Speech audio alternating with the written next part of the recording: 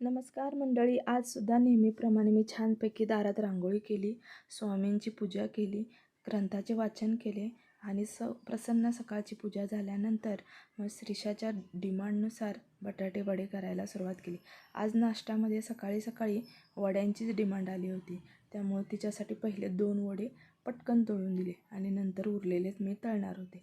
आज लवकर काम उरकून भुईंजला जायचं होतं, त्यामुळे पावसाच्या अंदाजानुसार छानपैकी आज हे गरम गरम बटाटे वडे तळले आणि बाकीची कामं करून घेतली. वडे तळतायत तोपर्यंत श्रीषाने स्वतःचं आवरून घेतलं. भुईंजमध्ये गेल्या गेल्या छानपैकी आत्यांनी गजरा तयारच ठेवला होता आणि तो गजरा इतका सुंदर होता आणि छान वास त्याचा येत होता.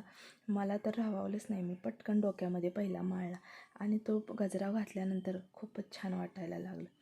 आणखीन एक गंमत सांगायची राहिली, ती म्हणजे ब्रह्मकमळाला 2 कळ्या दिसल्या. अचानक माझं लक्ष गेलं आणि हे मोठं वाढलेलं ब्रह्मकमळ, त्याला 2 छोट्या छोट्या कळ्या डोकावलेल्या दिसल्या.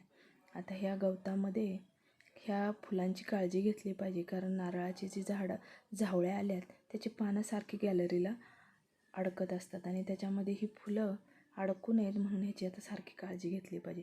तोपर्यंत संध्याकाळी ताई आल्या. ताई आल्यानंतर आरुषचा छानपैकी डान्स झाला. डान्स करून करून दमला.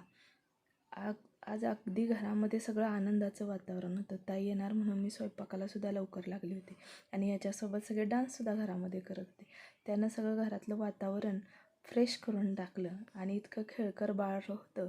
त्या बाळाला घेऊन नंतर आम्ही गणपतीच्या मंदिरात गणपतीच्या दर्शनासाठी गेलो.